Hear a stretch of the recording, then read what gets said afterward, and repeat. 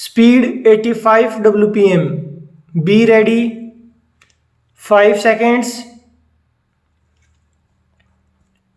Madam Speaker, I rise to present the railway budget.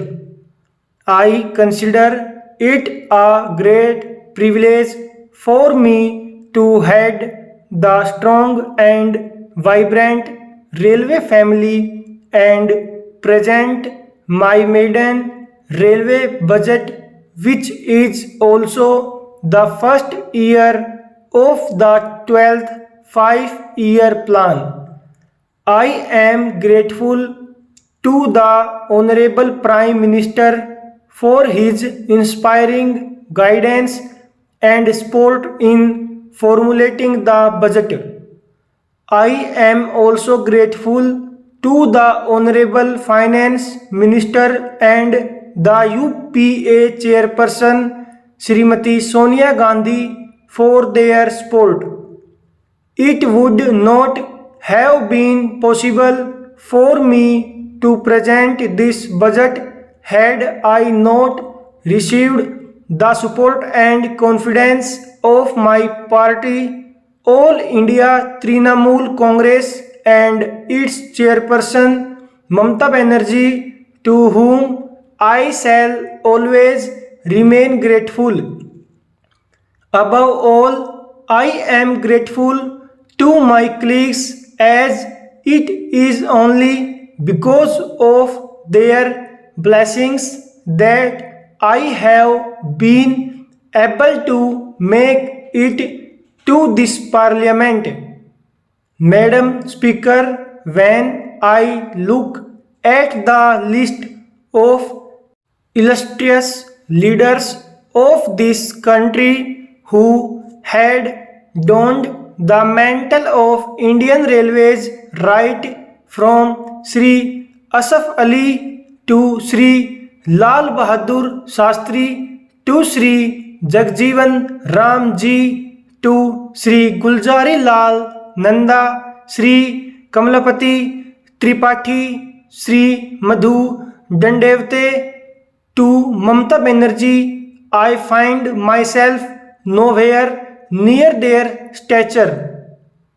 But I have certainly tried to take lessons from the pages of history and from their contribution to this great institution. I am grateful to Mamata Banerjee for giving vision to railways in her Vision 2020 document, which has guided me immensely in framing the roadmap for carrying forward the task. I am grateful to each and every member of 14 lakh strong Rail Parivar, which has not only given confidence to me but has also shown the direction. It is through their dedication, hard work, loyalty, and sacrifice that the railways have scaled great heights. No other organization can perhaps draw a parallel with Indian Railways. Right from the board members to the gangman, it is only this unity which has overcome various challenges and has made the country proud. Therefore, I dedicate to them all the achievements of the railways so far.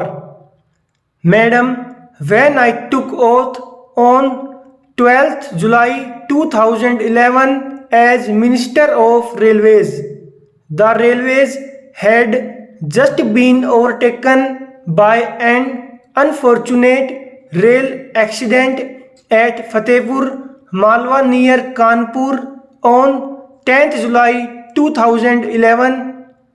I had rushed to the accident site instead of going to Rail Mantralaya.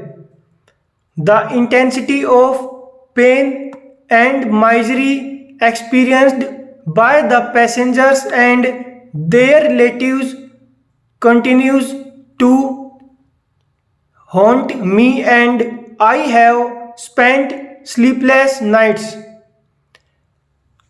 At that very moment, I took a vow to eliminate recurrence of such painful happenings and decided that my entire emphasis is going to be on strengthening safety, safety, and safety.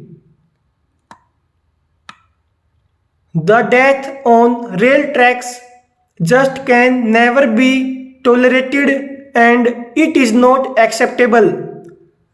I would like to reiterate my strong conviction and belief in the phrase safety never sleeps as emphasized by Mamata Banerjee all along. I believe that safety on Indian Railways has to be benchmarked against other modern railway systems in the world, be it in Europe or Japan. Safety standards have been remarkable in these systems with no deaths due to rail accidents for decades together on high speed routes. Although I am not at all satisfied with the safety standards at the present moment, I must inform the August House that the entire railway family is equally concerned and has been making concerted efforts in this direction. The commitment made in 2001 to reduce accidents per million train kilometer from 0.55 to 0.17 has been achieved. However, our target should be zero death.